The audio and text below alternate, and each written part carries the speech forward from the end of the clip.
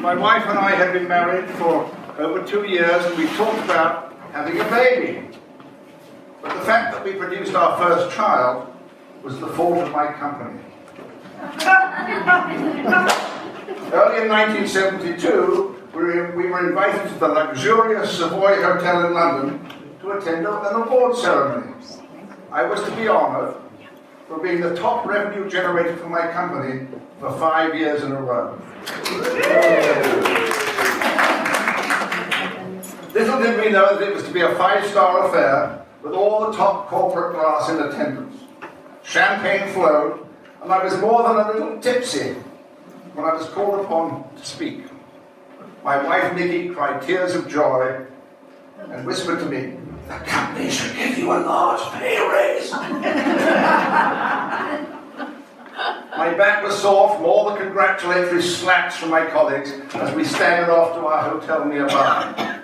My wife was so proud of me, and as we stepped into our suite, she gave me a big attaboy kiss. Well, one thing led to another, and we made passionate love. 9 months later, I was helping my wife to prepare lunch for my mother, who was coming over to discuss the pending birth of our child. My mother was an expert in these matters, having birthed 6 children of her own. Suddenly my wife moaned, "I had awful indigestion." And my mother jumped in, "No, Nikki dear, you're about to give birth."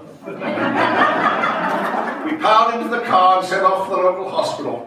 In those far-off days, you had no idea what sex your baby was going to be, and husbands were certainly not allowed in the maternity room.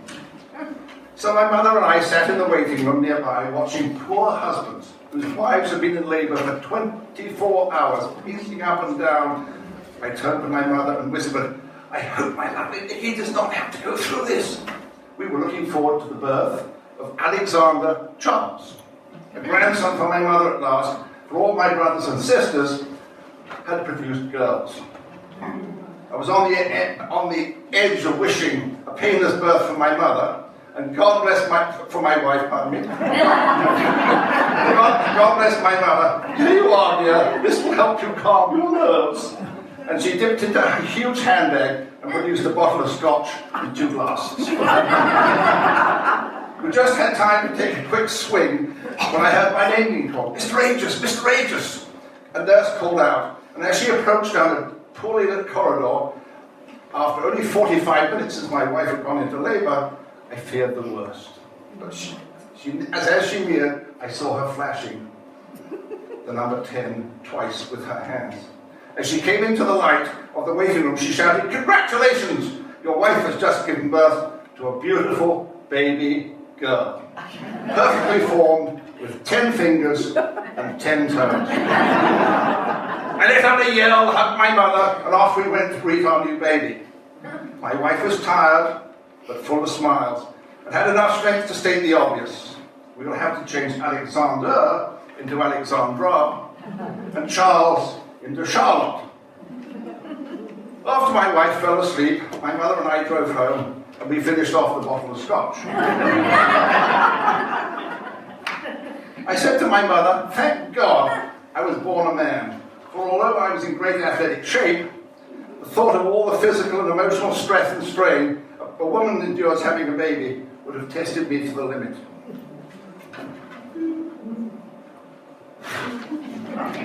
Oh, I reached into my pocket, and I suddenly realised I'd been carrying a jock strap to hand to my newborn son.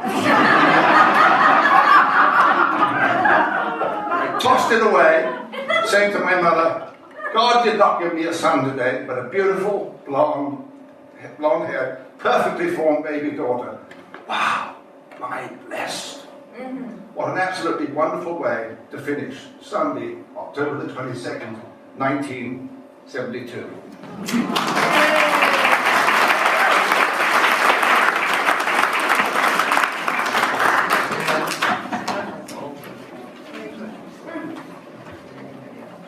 My friend Michael and I run around the village. The circus is coming, the circus is coming. The posters are all in the shop windows and even on the lamp posts outside the village. The beautiful pink, red, purple posters, gold and green plumes on the horses. I look at the short skirt of the lady on top of the horse. I wonder what the priest would say when he sees that. This was our little village in Ireland. It's just after the war in Europe, and we didn't have much colour in our lives. We had no crayons, no colouring books. Even the houses were unpainted bricks and stucco. Only pictures on the walls were religious pictures. The morning the circus was to arrive, I wake up to the clip-clop of the horses' hooves and the creak of the caravan wheels as they come down our street to the village green, which was just opposite our house. It's here, I said. I gobble my breakfast and rush over to the green. The circus people are very friendly. They invite all us children to pet the horses and feed the dogs. They really love having us. You know, not like our parents who are always telling us, just go out and play and leave me alone. And they even let us help put up the big top. The circus men lay the big pole on the ground and a big canvas tent on top of it. They gather all the children to one side of the canvas and give us each a rope to pull. Now, kids, pull as hard as you can and move backwards as you pull. We do what they say, and slowly the canvas rises. And as it does, it pulls the big pole up until the whole tent is standing upright. Whoa. Now, hold fast your ropes until I come around and tie the ropes to the stakes. So, the circus man comes, we give him our ropes, and then it's all done. And the big top is ready. So we run inside, and we help put up the seats. Here, you children, take this wooden plank, put it on top of those metal side pieces. And then they put the circular wooden pieces for the ring, and scatter the sawdust on the floor, and it's all ready. At 2 o'clock, we stand in line, give our 10pence to the man at the little window, and rush to get our seats in the front row. Oh, the clown, the funny clown with his big red nose, he's coming over. Oh, he gives us a lollipop. And then it's the dogs. Oh, Michael, look at their funny dresses and their hats and the way they run around on their back legs and jump over the little fences. Oh, we've never seen dogs do anything like that. And then it's the horses. And the circus master cracks his whip and they go faster and faster around the ring. Oh, it looks like the clown's going to be run over. He better get out of the way. Oh, he did. He managed to get out of the way. But the circus master looks really angry at him. Oh, and there is the lady in the really short skirt. She's standing, putting her other leg on the other horse. Oh, how can she do that and balance? The horses better stay close together. It's all right. And then they're letting down the swings for the trapeze artists. Oh, and the lady's swinging, and she's jumping off, and we hope he catches her. And he does, and he does, and wonder, could we do that on our swings? Well, the magic of it all. The circus stayed for 2 days. Everyone from all around came to see it. And then one morning it packed up and was gone. And the village green was empty. And our lives went back to marbles and skipping rope and tag. But for that brief moment, the colourful, exciting, exotic outside world came to our little village and sparked our imaginations of possibilities beyond we had ever dreamed of.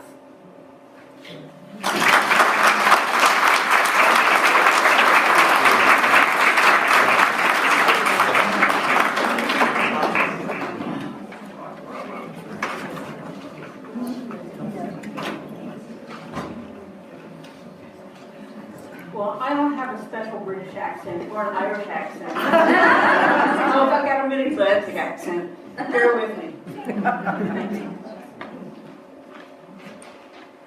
Okay, so when you're told you got a disease, you gotta make a choice. You can either deal with it, live in misery, one or the other. But there's a third option, which is what I chose. To live with the condition and whatever it throws my way. Since 1982, I've had MS, multiple sclerosis. I could hardly say it when I was diagnosed. My brother, who's a nurse anesthetist, told me, "You'll die with it, not of it." Since then, I've chosen to flourish with it. And over the past 37 years, I have learned to love it. It's an integral part of me. I can't get rid of it. Now, some folks may say I suffer from it, but I choose not to suffer. Synonyms for suffering, they're also negative. Hardship, misery, wretchedness, those are just a few of them. Synonyms for illness are just as gloomy. Ailment, disorder, infirmity. You get my drift. But for me, the diagnosis was life-changing. It moved me out of a bad marriage. Triggered me to return to graduate school for the third time. It pushed me to switch careers, and it changed me to a much more authentic feeling sexual orientation. It was a wake-up call for positive life change. I chose to embrace the MS and realize that while it's easier to be angry and upset, I'm on the life-affirming route. September 20th, 1985. Picture it, Friday. Reagan was president. San Francisco, yes, I agree. San Francisco was 70 degrees. As I sat after my neurological exam awaiting the doctor, I was unsettled. I hoped to receive a clean bill of neurological health. But I hadn't ever, so why should I then? I slipped out of the cotton gown I'd been examined in, pulled on my patched jeans with the Ecology American flag patch sewn on, and slid my numb, buzzing feet into my recently acquired platypus-like Birkenstocks. While I sat and waited, and waited, and waited, I prepared myself for the doctor's conclusions. He settled himself behind his big desk. He looked at me briefly over his glasses. He said, "Miss Koch, with the tests we have run, combined with your medical history and today's exam, I can now tell you with confidence that you have multiple sclerosis. I advise you to avoid excessive heat, such as hot tubs and 90-degree days. Fortunately, we don't have many of those in the Bay Area. Learn to manage your stress and treat infections fast." He wrote me a prescription for the anti-inflammatory drug prednisone. And then he said, "Feel free to sit here quietly as long as you need." Monday, I returned to work. My coworker, Jean, considered my news devastating. She gave me a look of pity, complete with hangdog face. She soon learned I wasn't devastated. Rather, I had begun to think about how I might live well with it. Though my hands were numb, I could still type.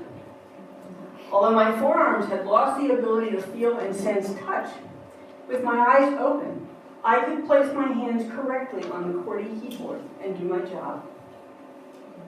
As a result of the prednisone, I was eating everything that wasn't nailed down. My coworkers would see me coming, and they'd say, "Here comes EJ, you better eat what you want now." One of them told me her dog had recently been prescribed prednisone. She said, "Sport, was so low energy at one point she thought he was nearing death. But when Squirt got his first dose of prednisone, he perked up immediately, and he was like a puppy again. Apparently, her chocolate lab was a wonder dog. Miraculously, he recovered. Would I recover too? Well, over the last 34 years, living with MS, I've found devices to ease my life. A handy-dandy cane stands up on its own, when I'm careful with it. Urinary pads. You can never have enough. If you're in the hospital, man, pack your bag. The ones they have suck, let me tell you. And there's nothing on the market that really works anyway. And then I have this handy-dandy balance vest that Kaiser, of all places, gave to me for free. I didn't have to pay for it out of pocket, $500. And it's supposed to keep me upright. Well, this and that keep me from falling too many times. What I don't appreciate is people assuming that I need assistance with just about everything. Let me be and try to do things on my own. Trust me, please, if I need help, I'll ask.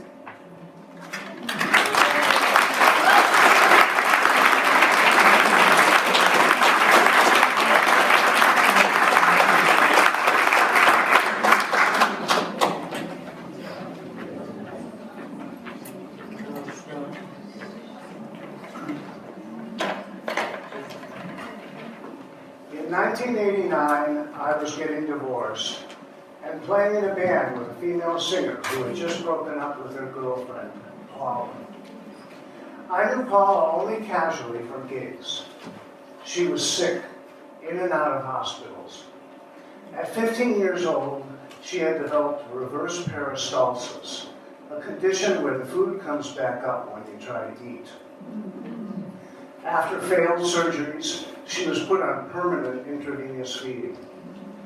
Despite her illness, I was always amazed by her optimistic, energetic spirit. She was often the life of the party. Paula later became bedridden, confined to her apartment, her mother watching over her. I needed a guinea pig, a captive audience to practice my new classical guitar repertoire, so I called and asked if I could come over. They were delighted to have me because none of her friends ever visited her. Before long, I was driving over there 3 or 4 times a week. Paul and I always had fun together, and we grew close. I played guitar pieces for her, and we talked a lot. She told me that she wasn't really a lesbian, just fearful of men because her father had molested and abused her as a child. She told me how when he took her camping, he thrust her hand over the hot campfire while they sang, "Firewood, firewood, you'll burn in hell like firewood." He said that's what would happen to her if she ever told anybody. She fantasized a lot about a boyfriend who was waiting for her when she got well. Paula really comforted me about my divorce. We talked about politics, sports, TV. I don't know where the time went. Her mother was always in the background, and I only caught one fleeting glimpse of her father the whole time. When my divorce became final, I went on a short trip to get away.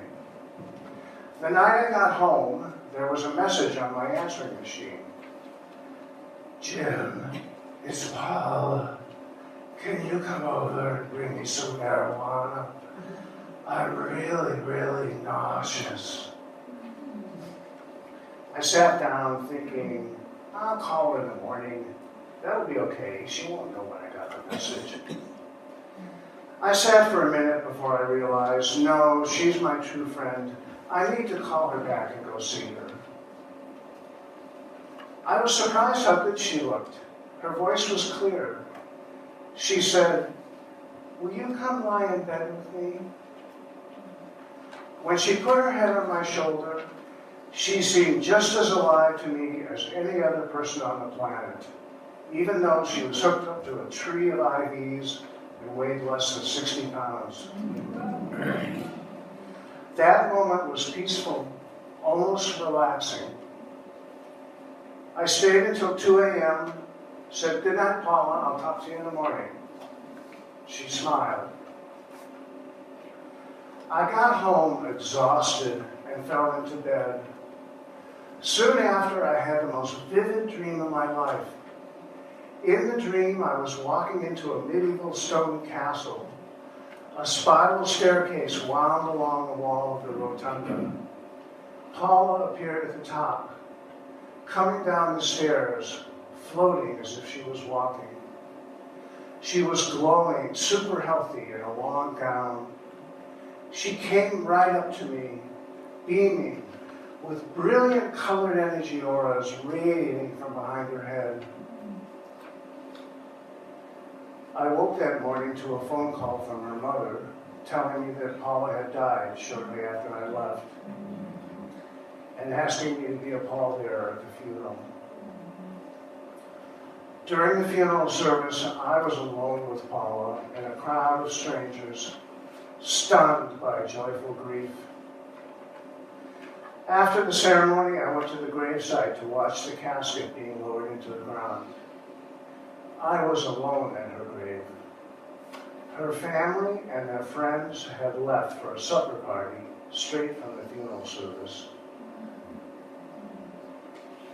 Looking back, my memories of Paula are filled with joy. She gave me the gift of love.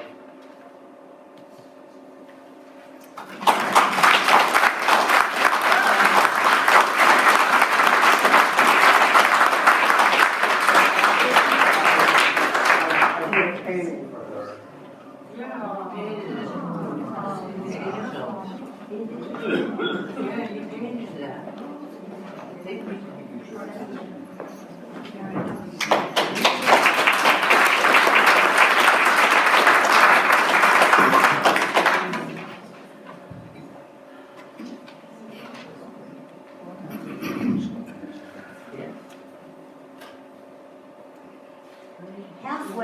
When I was halfway through college, I decided to marry my true love and travel with him clear across country from Buffalo, New York, to the wonderful world of California, where his mother and father and his parents lived. Okay, so it was very interesting because I was afraid of that. I knew it was going to happen. Okay, yes, yes, yes? No. No. How do you turn it on? You turn Oh it God, on. that's so. Okay. Looks better. Green light. That's on. Okay. Thank you. I think we're going to start again. Okay.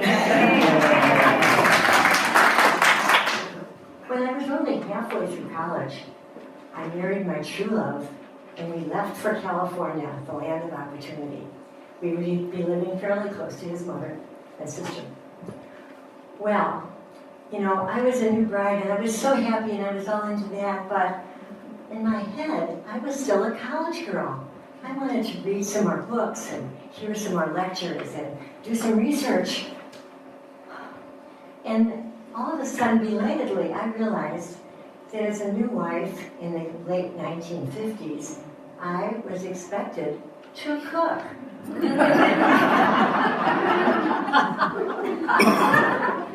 So, what should I do? So I thought about those who had gone before me. Okay, so my mom, Adele, what did she cook? Well, she cooked potatoes and meatloaf, a little gravy, and canned vegetables. Okay, my grandma, my German grandma, Anna, she cooked oxtail soup and pig's knuckles. I didn't think I want to do that. Okay, my German grandma, my Polish grandma, Stefania, she cooked this dish that sounded good to me. It was called chernina. And I went, but I looked it up, and in English it meant duck's blood soup. I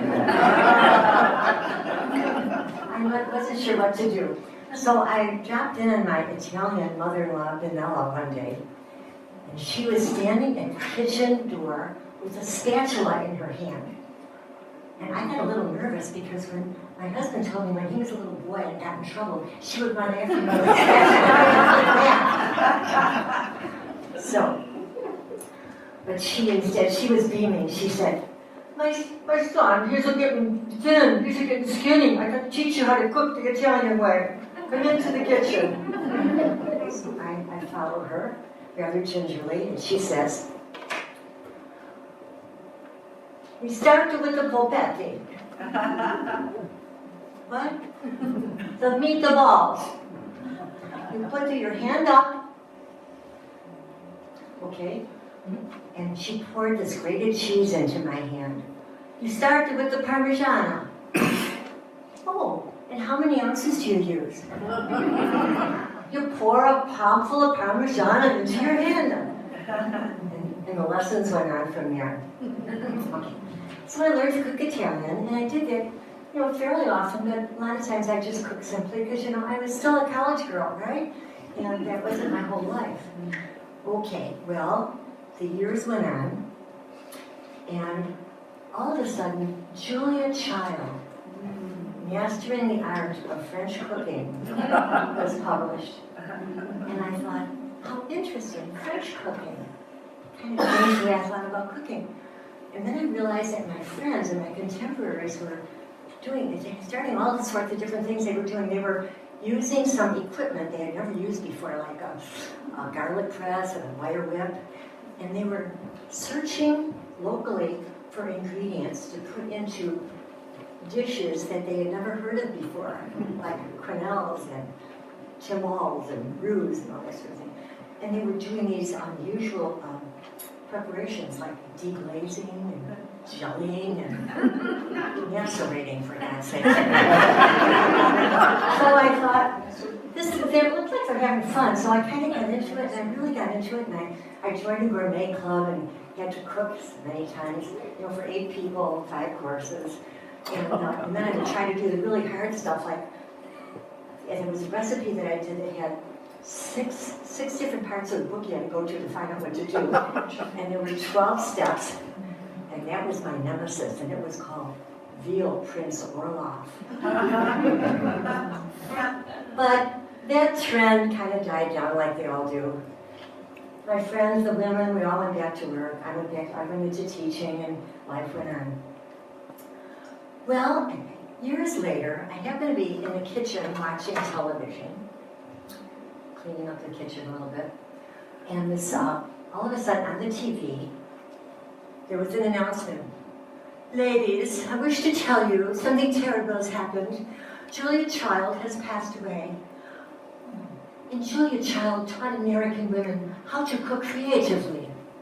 Oh, I said, that's right, creatively. And she taught them how to cook simply. I threw the kitchen sponge at her.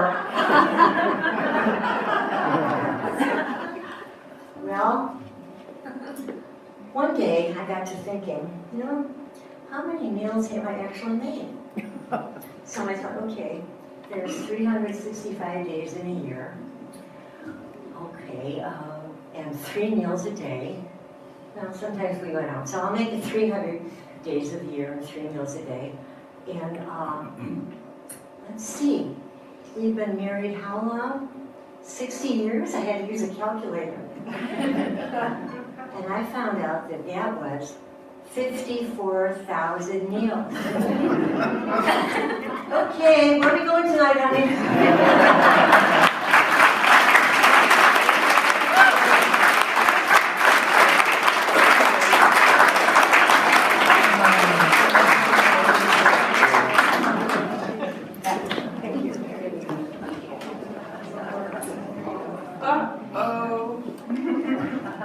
So in circa 1960 New York, and I had decided I was going to be a builder.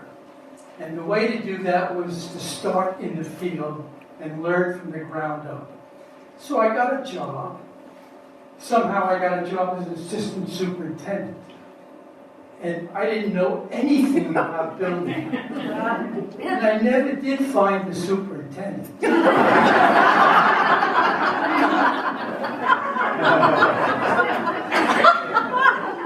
So I'm working there, and the boss comes to me one day with a fella, and he says, Alan, I'd like you to meet George.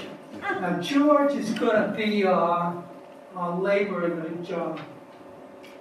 So, let me tell you a little bit about George. George was about maybe 5'4", 5'5", and about as wide as and only muscle. And by the way, the boss pulled me aside when George came, when he introduced me to George, and said, George just got out of prison for manslaughter. So George, 5'4", this wide, hard, craggy face, and just hard looking.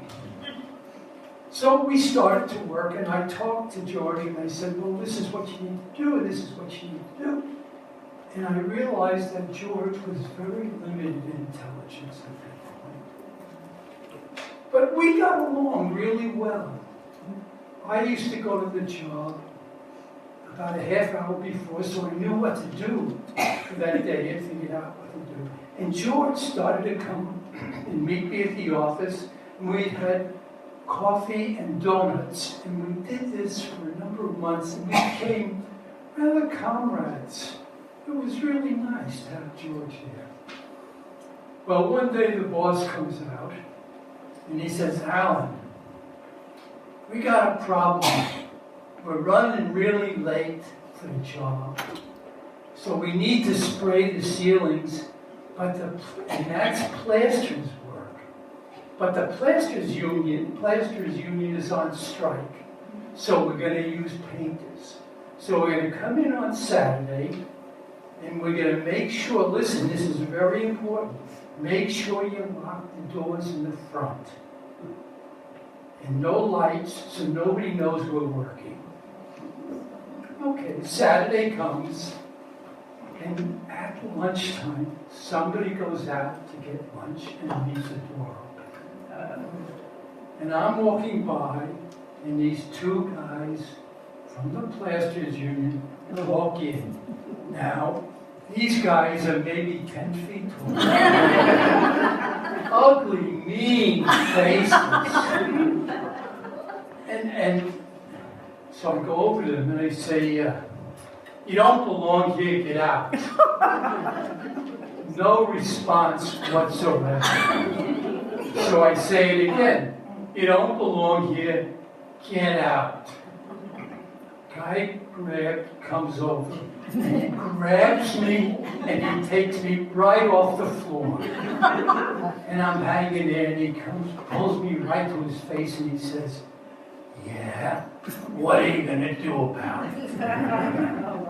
Now, at that time, the last fight I had was with my best friend, Lenny. And we were 9 years old. So there I am, hanging in the air. And I say, you don't belong here. Get off the job. The guy pushes me back against the wall. And he brings his fist back. That fist was the size of a watermelon. And I'm looking, and suddenly there's a voice that says, very calmly, put him down. We turn around and look, and there is George, standing there with the shovel. And these two guys, they put me down, and they walk out the job. Now I realize that if I had been hit by that man, I would have ended up either in the hospital or the morgue. And to this day, I thank George for my looks.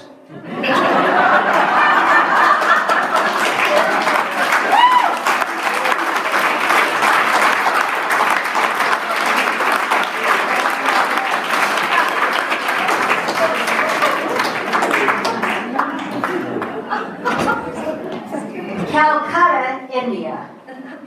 When I finished touring Mother Teresa's orphanage, I said to the nun who had taken me around, "Is Mother Teresa here?" And in a few minutes, there she was. 4'10" in her blue and white habit, a very lined face, and a sort of a no-nonsense air about her.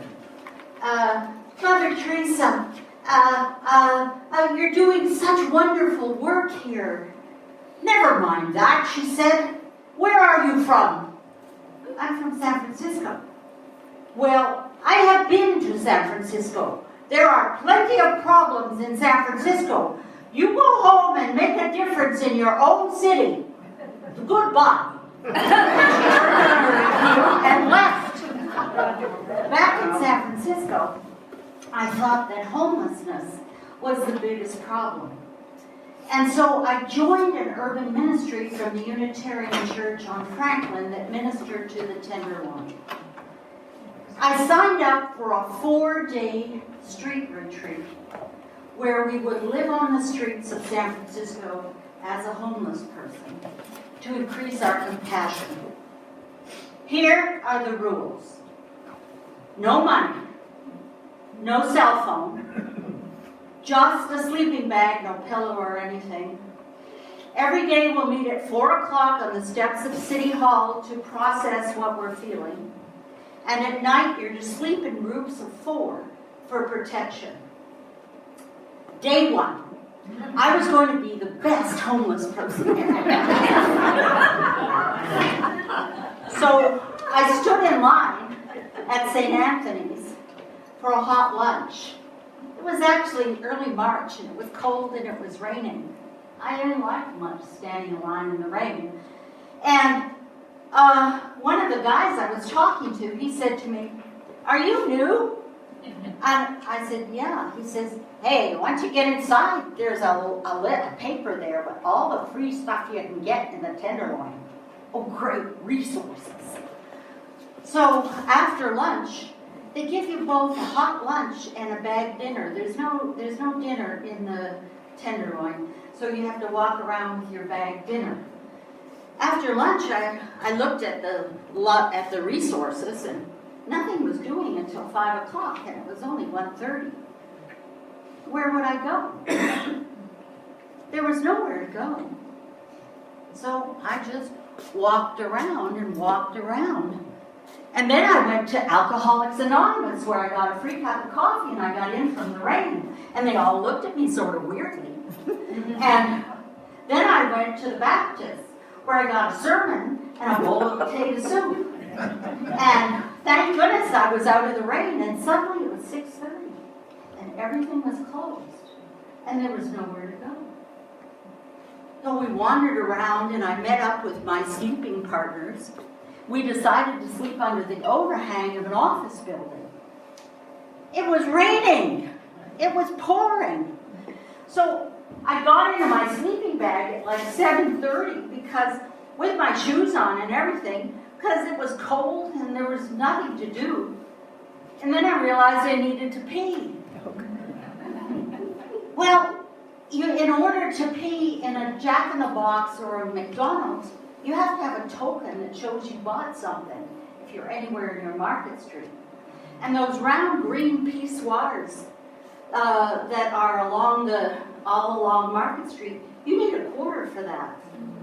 Where was I going to pee? I had no money. So like everybody else, I peed behind a post. Anyway, I got in my sleeping bag again, and I tossed and I turned on the cement while the wind howled and the rain pattered, and oh, would this night never end. In the morning, I went to the senior center. They had a hot breakfast. Oh, it was so nice in there. It was so warm. Maybe they would let me stay. But no, at 9 o'clock, they closed the center, and out we go. Nowhere to go, nowhere to pee. Turns out there's nowhere to sit either. They've taken all the benches out of Civic Center Plaza and out of the United Nations Plaza because the homeless sleep on them. So I'm wandering around in the rain. A long day standing in line for lunch. That night we were supposed to sleep in a shelter. And the four of us carrying our sleeping bags come up to this school gymnasium in the Western Addition. And as we come up, we hear some gunshots and sirens, and they bring a body out of where we're going to be sleeping. Oh, great. So we had to mill around while they did something in the gymnasium. And some big guy comes up to me and he says to me, "You're not homeless." They know I'm not homeless. I've got nice teeth. I've got short hair. I speak like an educated person. He mumbled something about words in our church. Anyway, we get into the gymnasium. 200 filthy mattresses lying on the ground with clean sheets on them. But I needed to pee. So I went to the bathroom, 2 toilets blocked already before we got in there. I added to the almost full toilet myself and went back and got into my sleeping bag with all my clothes on and my shoes. The guy beside me, I don't think he ever had a bath or a shower. He stank. I didn't think I was going to get through the night. What? Who's that woman at the end of my pad there? Prepare for the resurrection. Prepare for the resurrection. Oh my God, there's all sorts of crazy people here too. I finally fell asleep, and when I woke up at 6 o'clock in the morning, everybody was gone. Where did they go?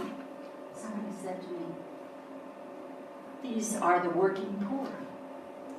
They work for McDonald's, they work for Walmart, and they don't have enough money to pay rent, so they sleep in the shelters." Oh. Again, the next day they told us that it would try begging for some money. So I sat down and I brightly looked at everybody and said, "Could I have $1 so that I could take a shower?" I thought that showed I wanted to take care of myself, you know. And that nobody looked at me. They hurried past. I did not exist. 2 more days. I miss my home. What is home? Home is a place where you can relax, where you feel safe, where you can be yourself. At the end of the 4 days, as I opened the door of my house and looked around, I said, "I'm home."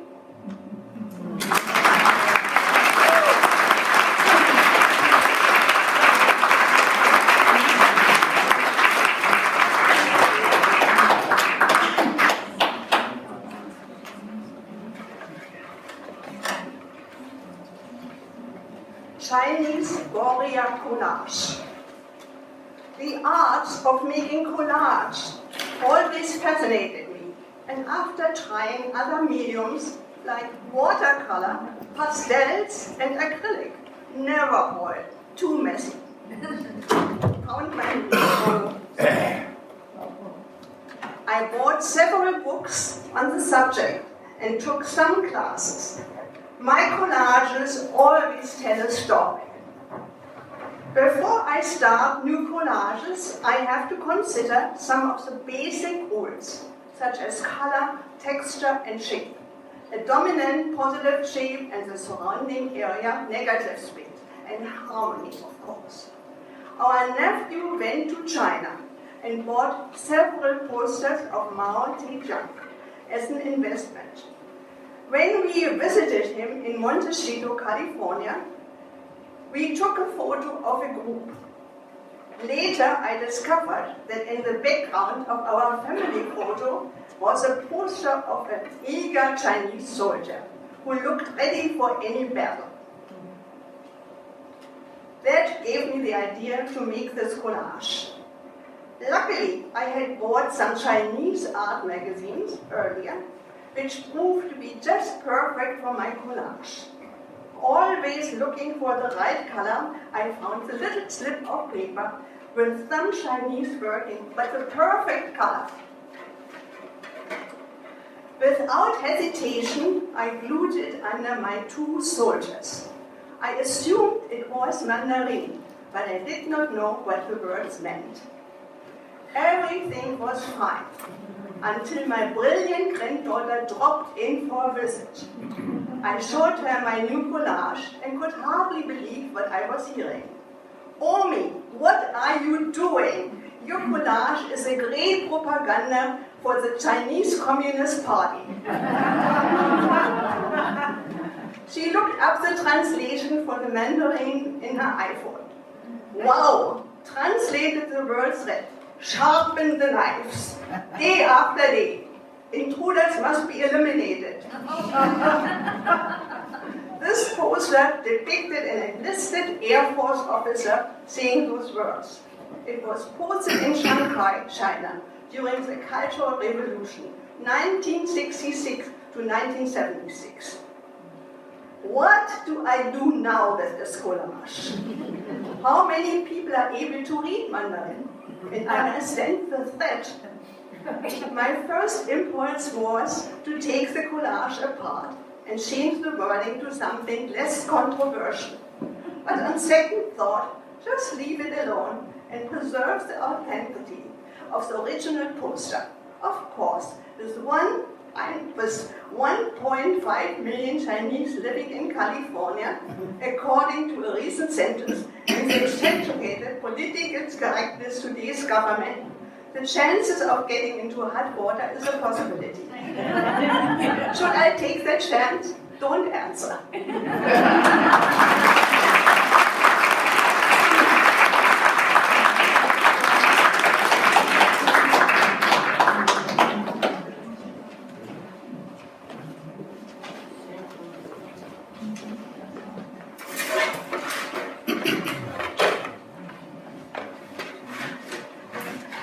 I lived in Sausalito for almost 30 years.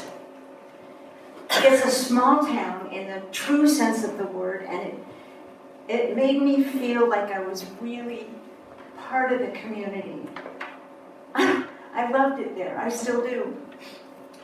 And like any small town, there are 1 or 2 centers of power, and one of them is the Sausalito Women's Club. I still belong. The dues are a treasure that I splurge on every year just to keep my connections with my friends and the town and the politics.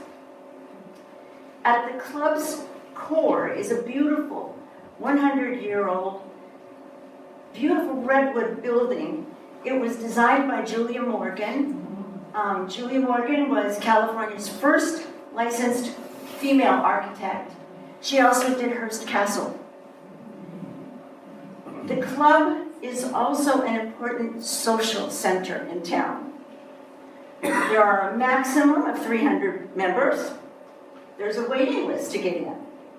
Once you do get in, you must perform 3 tasks. 1, you must ensure the bathrooms are tidy. The wastebaskets are emptied, no waste paper on the floor, the sinks are presentable, all for 1 month. And there's 3 of them. Number 2, you must watch over the garden, ensuring there's no leaks, no deadheads on the flowers, no fallen branches, and not too many leaves on the ground. And thirdly, you must perform in the annual Jinx. Jinx. It's a musical comedy talent show, written, produced, choreographed, directed, costumed by club members. No outside support. Except for you men once in a while. In the Jinx, lyrics to well-known songs are rewritten to reflect town politics, issues of the day, women's politics, anything that gave us some good controversy. It's 6 weeks of rehearsal, at least 3 nights a week, and more like every night of the week as you get closer to the show.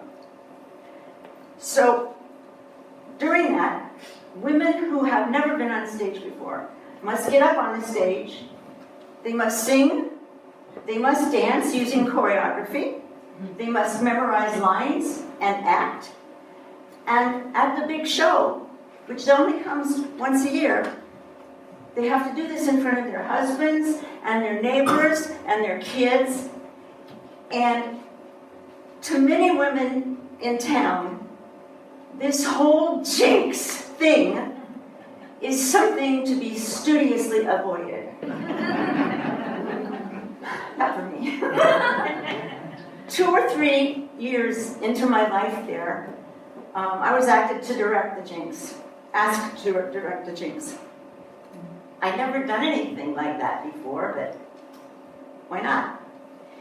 The only request I got from the new president was to ensure that the members in the cast were having a good time. Last year's cast apparently hadn't been happy. My cast had 30 women in it, both new members and tenured members who all worked together during those 6 weeks to get to know each other. Well, about the second week of rehearsals, the cast members were definitely happy.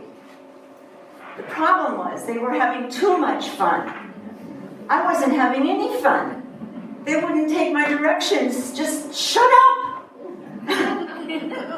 So there was a woman in the cast by the name of Dorothy Cousins. Dorothy Cousins was Julia Child's sister. Dorothy was about 6'3", and she had size 15 shoes. She wore specially made patent leather Mary Janes, always. She didn't want to be any taller, and she had to have them specially made for her. I could see them in my mind's eye. I don't know why I'm telling you about them, but I see them when I see Dorothy.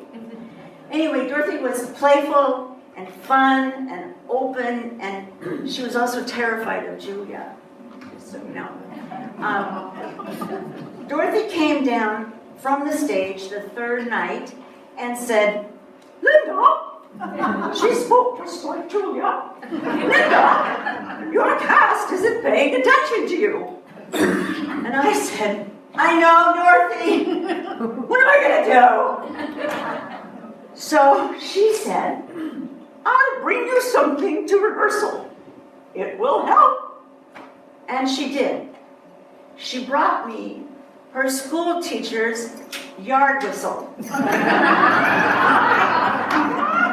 I only had to blow it once.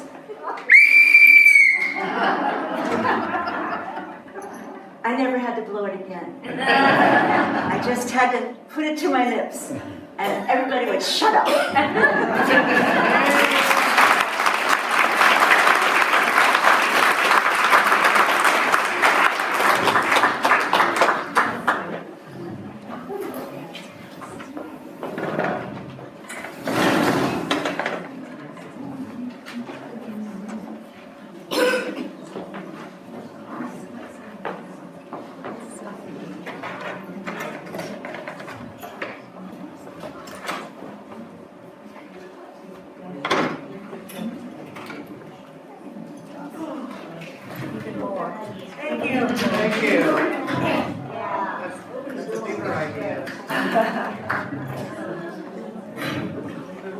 My story is one of sudden and radical change that led me in a direction I would never have imagined.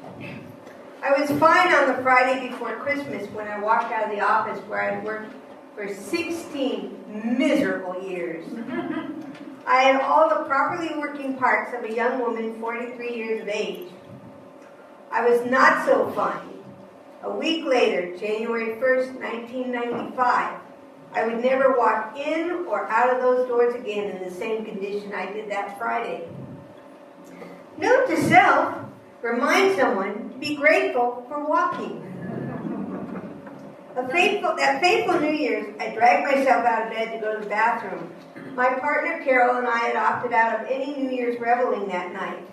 Upon rising from bed, I realized my left arm was curiously bent at the elbow and drawn up as if carrying a purse, and I was wobbly on my feet.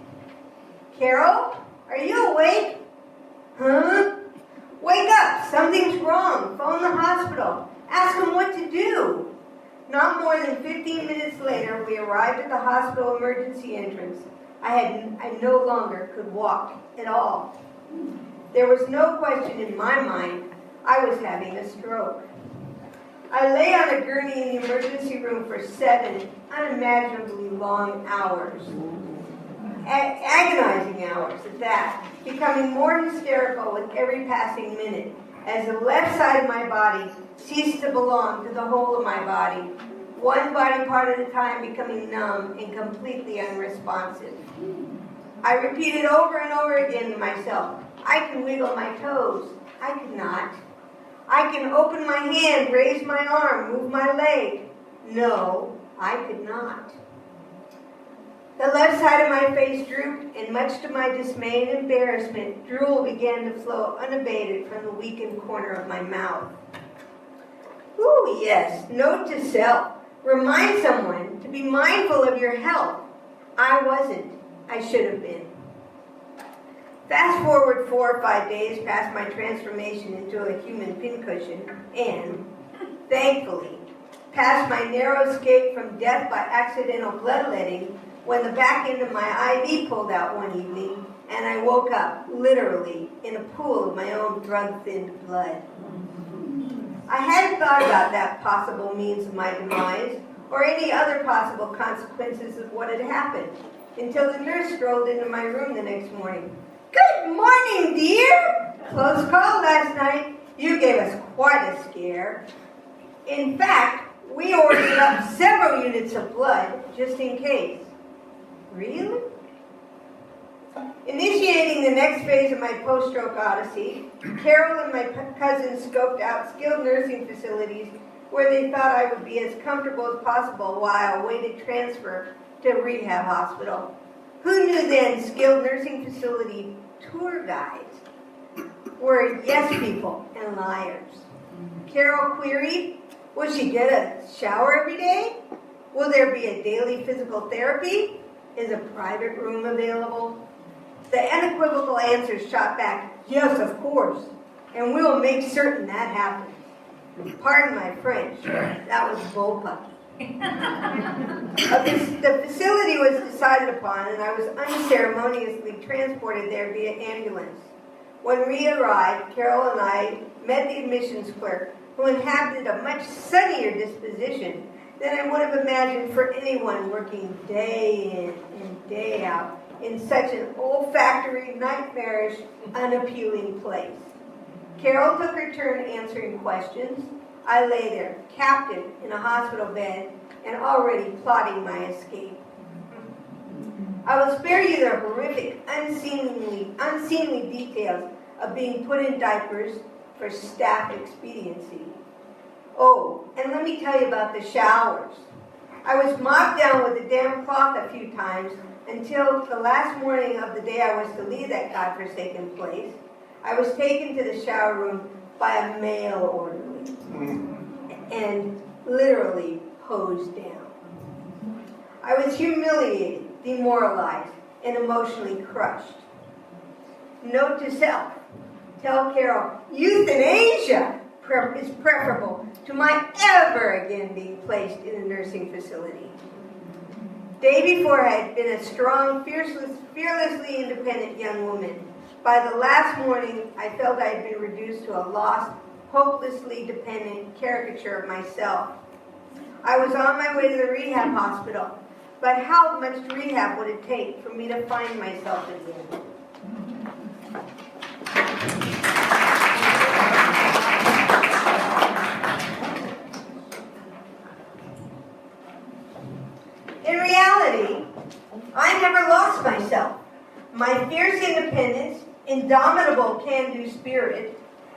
and my love of puzzles and a good challenge carried me through these past 24 years.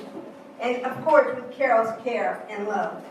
I stand before you today, as I often stand before groups of survivors like myself, and then always with a variety of vegetables on hand to chop, to cut, to slice, and to peel, and so on, as I demonstrate to my audience what is possible in a one-handed kitchen and beyond. I am now, by my own proclamation, a motivational cook.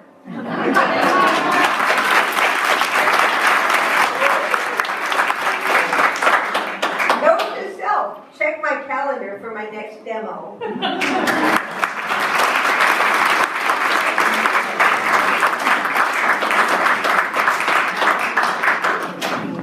Hi, I'm Renee. And Billy Joel wrote a song called Vienna Waits for You. And my neglectful, hopefully ex-boyfriend is supposed to play music for me today.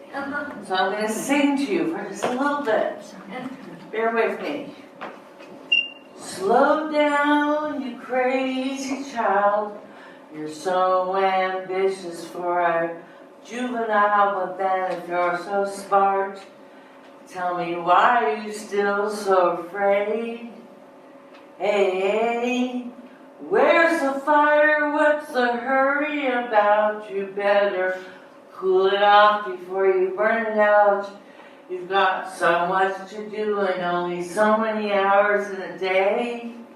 Hey, but you know that when the truth gets told that you can get what you want, or you can just get old, you're gonna take off before you even get halfway through. Ooh, when will you realize Vienna waits for you? So, 1988. Dr. Sharon, I lived in Vienna for a year. Did various things. I was an au pair for a dog. And I used to walk the dog over to my girlfriend's house and smoke cigarettes and drink coffee. Yeah. So that was a wonderful, I opened up an English bookstore, video store there, did various things. Met a handsome Austrian, moved back to Moraga, California, and sold Hyundais in Concord in 1986-88. Kicked my husband out of the house. Got a better job running the dating service in Walnut Creek, California, called Great Expectations Video Dating Service, where it was $2,000 to $5,000 to join the video dating service, and it worked. People did fall in love, so I loved it. And this Austrian came in and started flirting with me. I said, I'm not available, but here's my mom's phone number. They were married for 25 years. So that felt good. So I've introduced over 250 people, myself, that have fallen in love and got married. Yeah, it's a big feeling. I opened up my own company called Renee and the Matchmaking Angel, Singles Dining Club in '98. Been on the BBC, Contra Costa Times, Roswell News, various newspapers. But then the Match.com and eHarmony came in, and then he kind of messed things up for me. The personal matchmaking wasn't doing it anymore. So then I decided, well, I've got to find something else to do. So I do stand-up comedy for free. I'm not getting paid. There'll be a tip jar at the end. So, did you hear about the two stupid farmers, Oki and Sam? They're from Modesto, and they drive to San Francisco, and they decide, let's see what we can do for $3.50 for fun, Oki. So Oki stays in the truck. Sam goes inside 7-Eleven in San Francisco, comes out with a paper bag goes, look what I got, Okie. He says, Okie says, what'd you get? He goes, I bought us a box of tampons. He goes, why did you buy us a box of tampons? Because it says here that we could go swimming, we could go horseback.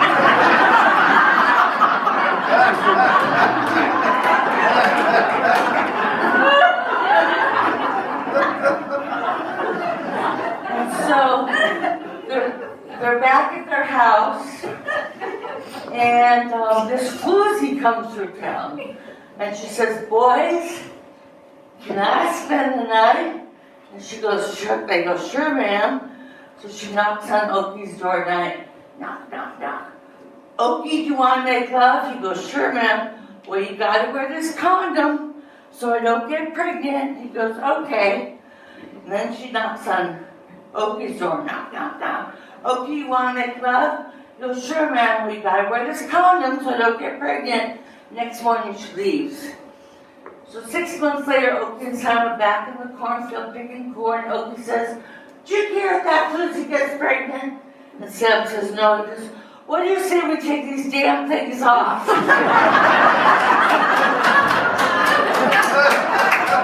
One more and then we'll go on to the next person. So Okie and Sam are out hunting.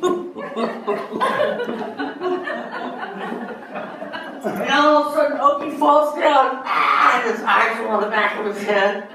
And Sam panics and grabs the phone and he calls 911 and goes, help, help, my brother, he's dead, what do I do?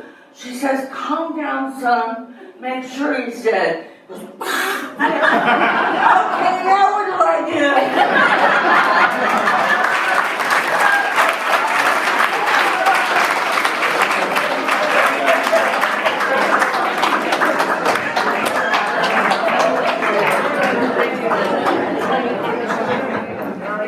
Before I start, I have an important announcement.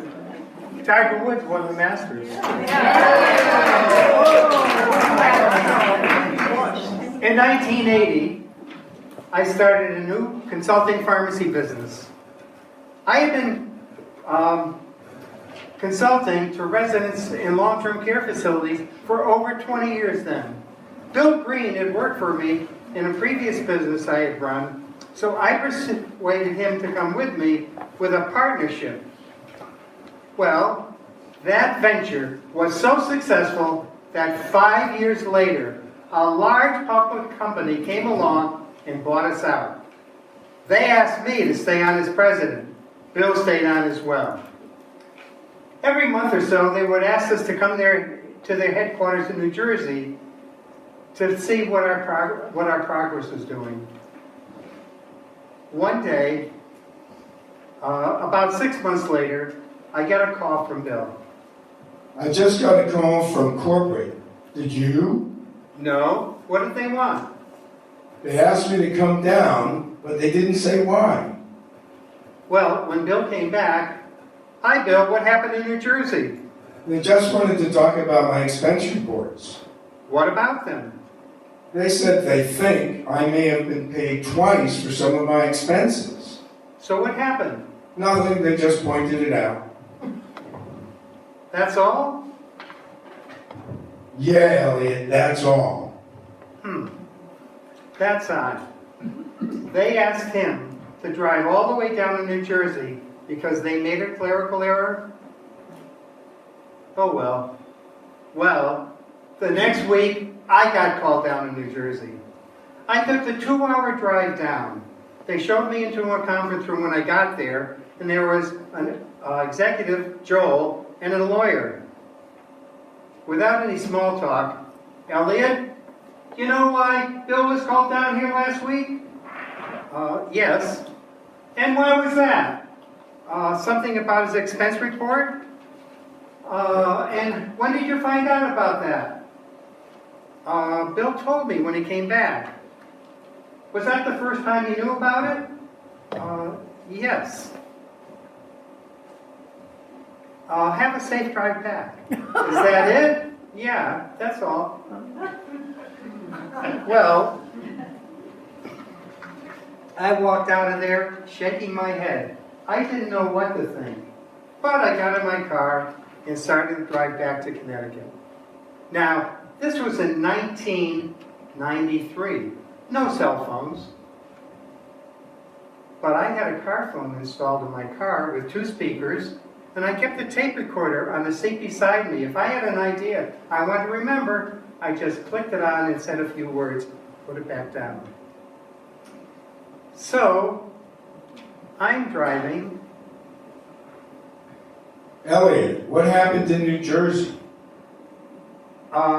They asked me what you did. Why? They asked me if I knew why you'd called down. Yeah, and what'd you tell them? I think we're out of place.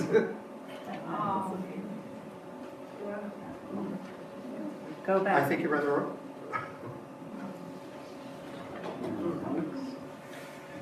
A little while later, my phone rang. What happened in New Jersey? They asked me what happened if I knew what happened when you were there. Yeah, and what'd you tell them? I told them what you told me. Well, they just called me and gave me a choice. Either quit or be fired. I should have turned my tape recorder on earlier, but now I did. And I turned it on and held it up to the speaker. So, what happened? Well, they just called me and gave me the choice. Either quit or be fired. Why? For double billing on my expenses. Wow, Bill, I had no idea. Well, the way I see it, I'm going to be out in the cold naked without any income, and you're still sitting there like a fat cat pulling down a full salary. Yeah? Well, it would only be fair if you split your salary with me. That's what I said. Why would I do that?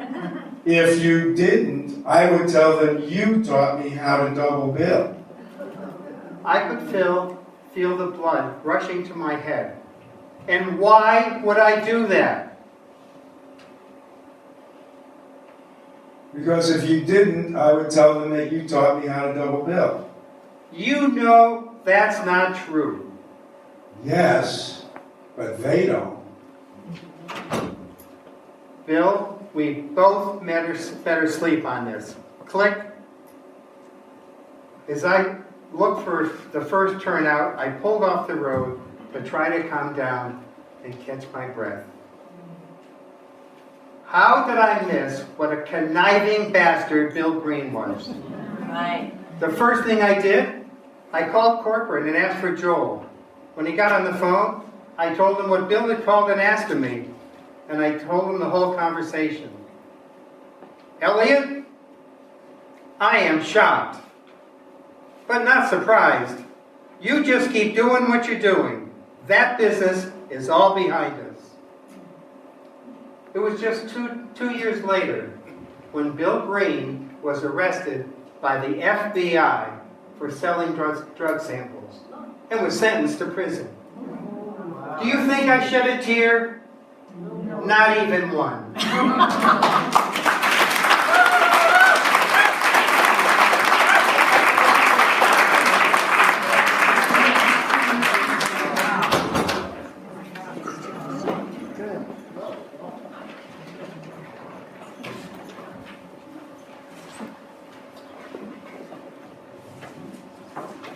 My children were finally in school, and I had some time to myself. I was restless. I was very influenced by Virginia Woolf's treatise that a woman who wanted to seriously write needed to have 3 things: time, money, and a room of one's own. And so I became obsessed that if I was going to produce anything of any merit, that I needed a room of my own and away from my house, so I was not tempted just to throw a load of wash in. I don't know how I talked my husband into it. He was the one who said, you know, you're not talented, but you're clever. I rented a small room, moved some fabric thread and my sewing machine in, and sat in my room waiting for inspiration to hit. Absolutely convinced that if I waited long enough in a room of my own, I would be clever enough to think of something. At the same time, I volunteered at UCSF Hospital in San Francisco to learn how to do pre-surgery preparation for the pediatric patients. I had seen a poster for a contest to design and make an anatomically correct puppet that could be used by both a 2-year-old and an adult. I sat in my room some more and decided that even though the last time I had made a puppet was when I was 9, I could do it. And I did it. And I nailed it off. And I knew I had won. And I did. Oh.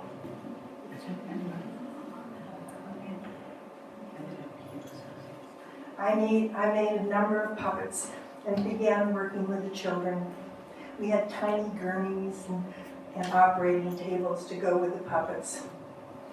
All children pulled the pants down on their puppets. Oh, Jane, look, it's a boy. In pre-surgery preparation, children are most interested in where their mothers are. Oh, Mommy, don't go. Oh, Mommy, don't go, I'm afraid. Now, Johnny, we talked about this, and I'm just going down on the elevator, and I'm going to listen for the phone, and when your surgery is finished, I'm going to come right back up and take you home. Oh, thank you. Thank you.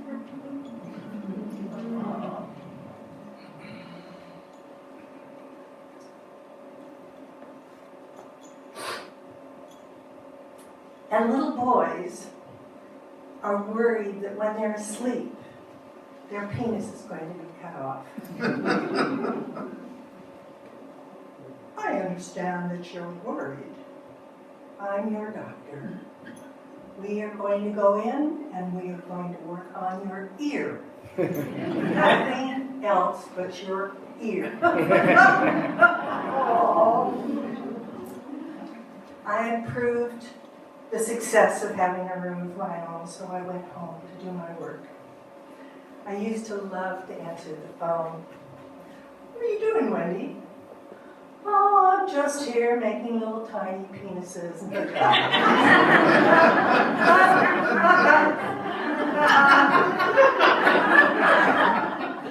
A number of months later, I started to get letters from men that said, "What? You go into medicine and you lose your parts?" I'd only been making anatomically correct children. So now I have to make anatomically correct everybody. And soon I was making puppets for other hospitals and for those who were working with sexually abused children. I made lots of puppets. Boys, girls, grandmas, grandpa. Oh, here's a mommy. Nurses, surgeons, and of course doctors.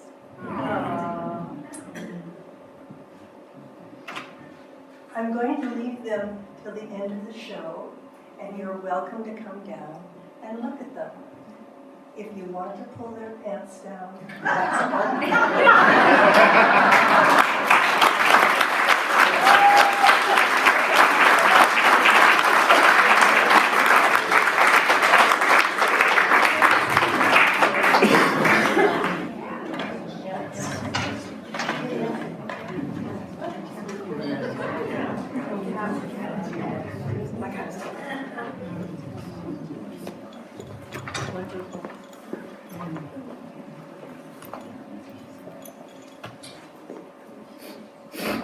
Those of you who know me know that I love animals, especially cats. Last May, I adopted a very young cat after my shy and very angelic Dolly, who was 15 and a half years old by then, passed away. Now, Roxy, my new feline friend, is not shy nor angelic. She's a spunky, incredibly energetic cat that is filled with what I call catitude.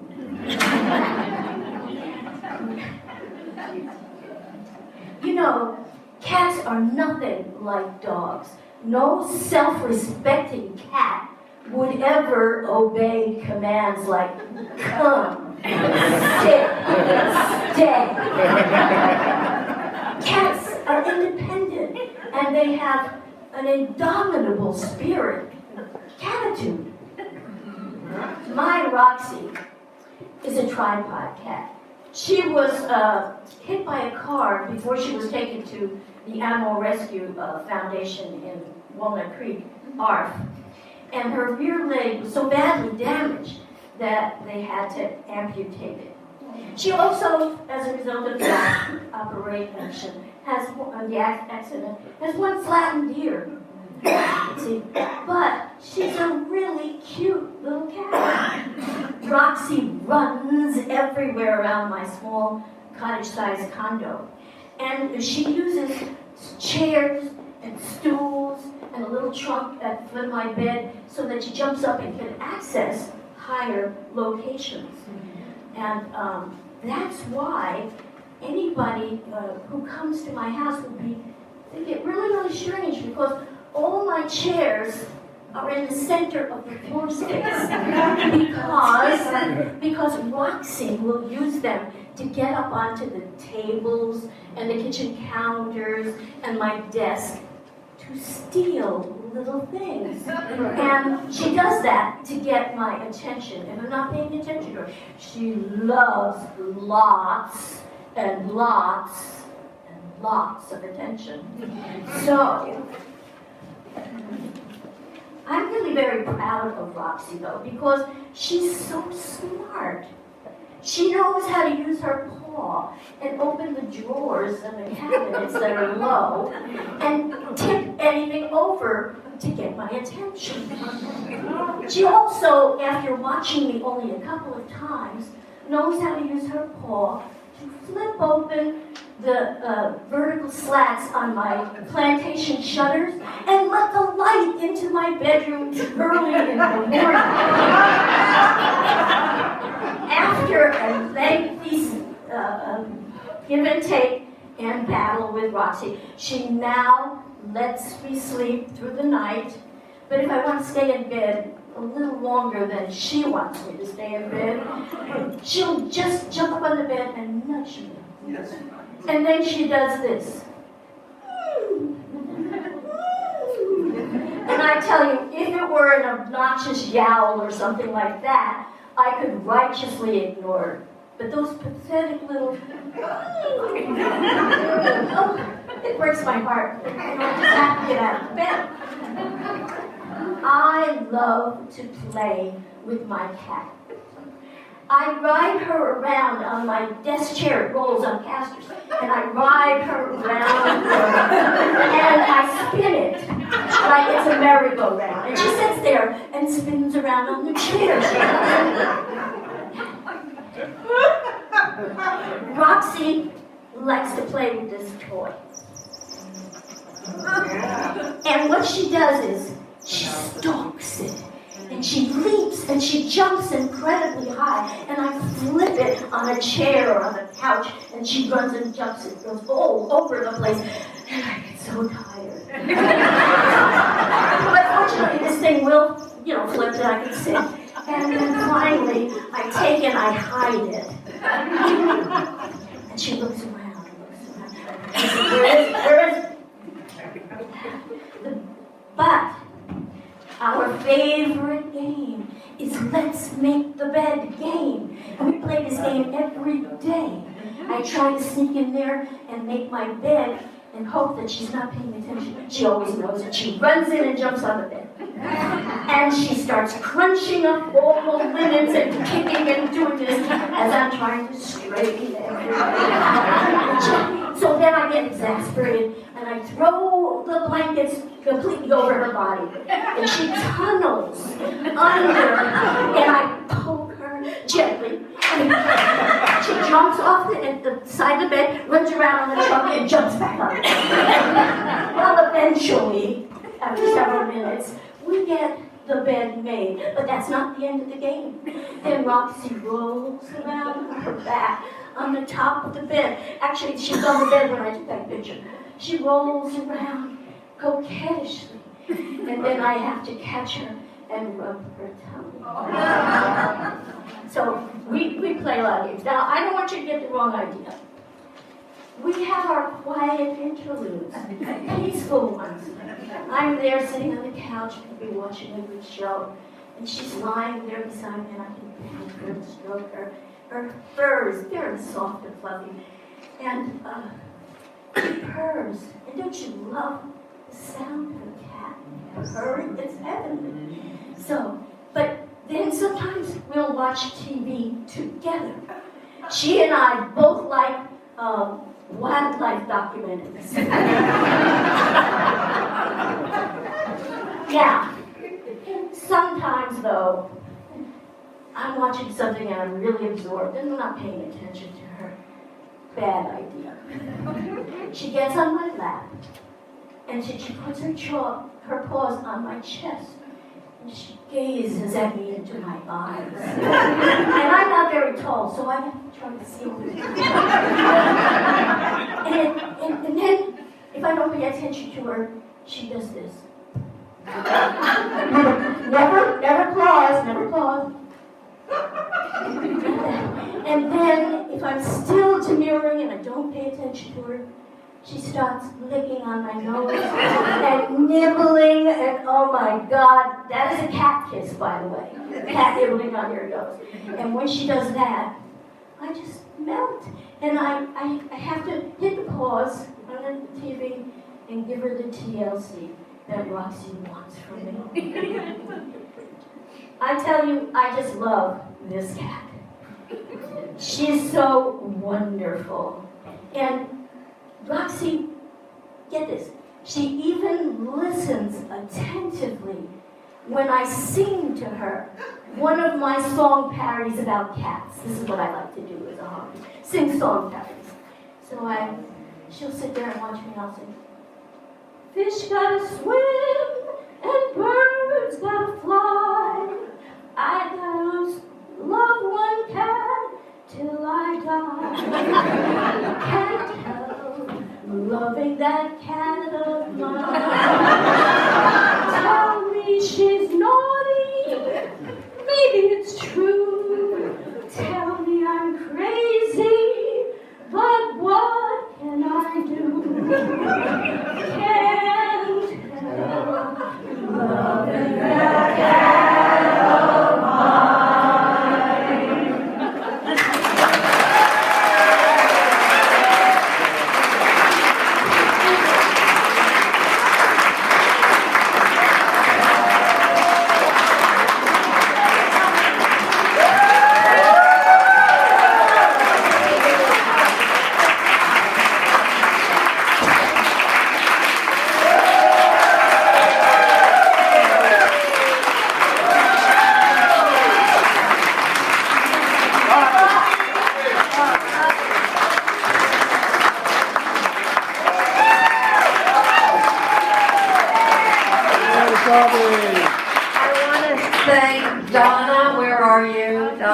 Donna, stand up. She helped us with the slides. Bobbi.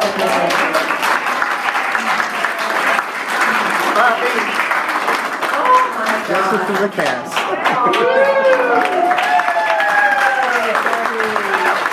Aren't they wonderful?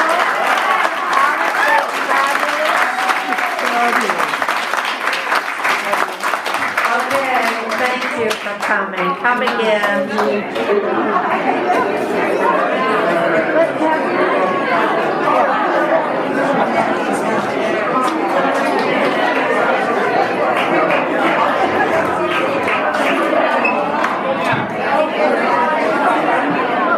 Alan, that was great.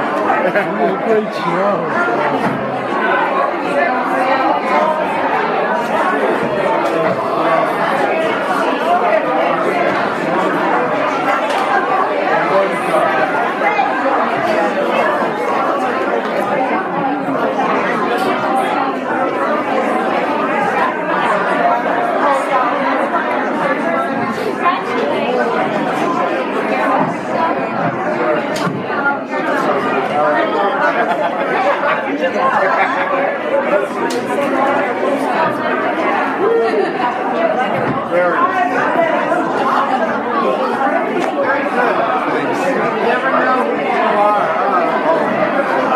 I did a lot of them.